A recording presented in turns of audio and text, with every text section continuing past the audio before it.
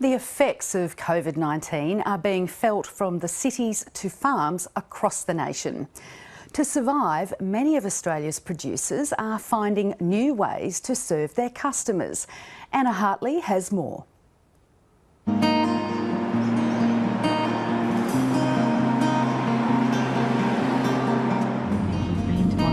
Dairy farmers Dave and Kay Tomarup are a long way from home, but desperate times call for new thinking.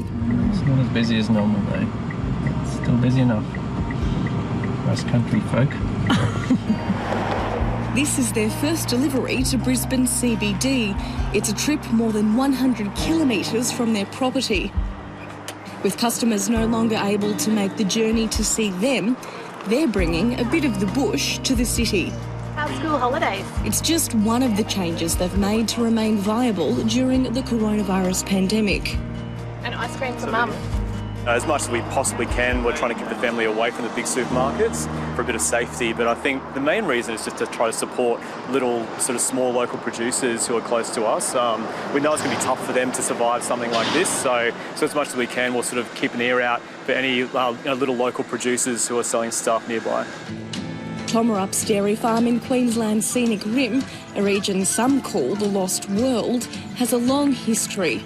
The family farm has been operating for over a century and was passed down to the husband and wife team in 2006.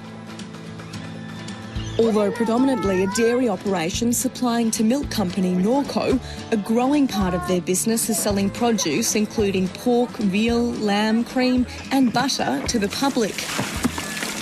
They usually sell produce at markets, open days or the farm gate, but coronavirus has meant they've had to adapt.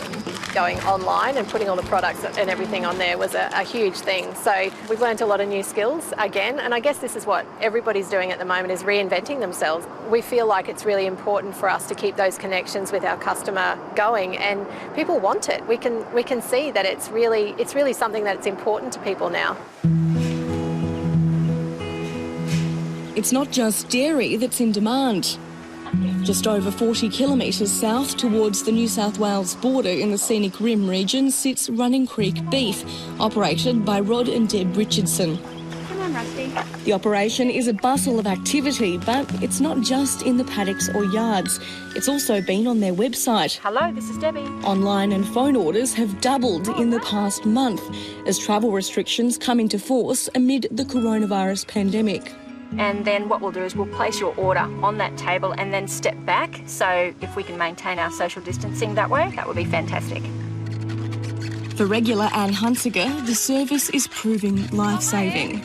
She suffers from COPD, a lung disease leaving her vulnerable to serious illness or even death if she were to contract COVID-19. I'm very susceptible to getting pneumonia, chest infections, and so I just believe that, if I was to get the coronavirus, I just don't think it would be a really nice ending. And how does it make you feel knowing in these times that you do have that regular, reliable food source coming in? Oh, I'm just really grateful that we can have our food delivered to the door and it's so readily available. It just does save us all going further and mixing with the public more.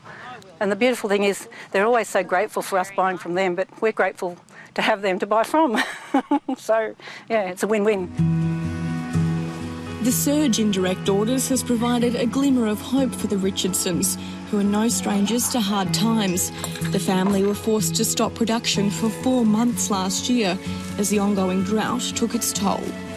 And this new challenge comes after a pretty tough few years for you, doesn't it? It's gotten a bit dry again now. So for us, knowing that we're actually able to turn over those steers and actually have them leave the property, that's a few less hooves eating.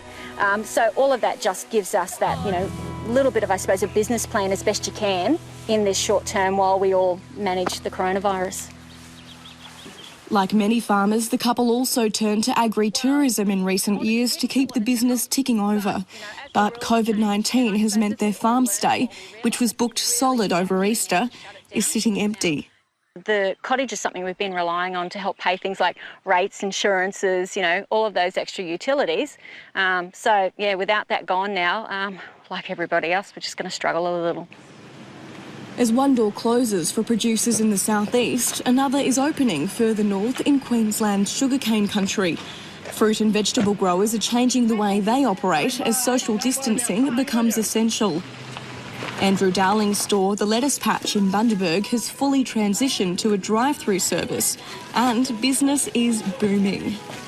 We've stopped from being a self-serve to putting some more staff on so that we can serve you so you don't have to come in the shop.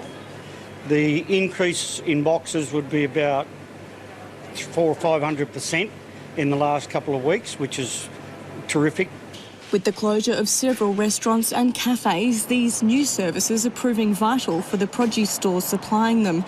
Anthony Rabin sells fresh produce just 5 minutes up the road and has also changed his business model.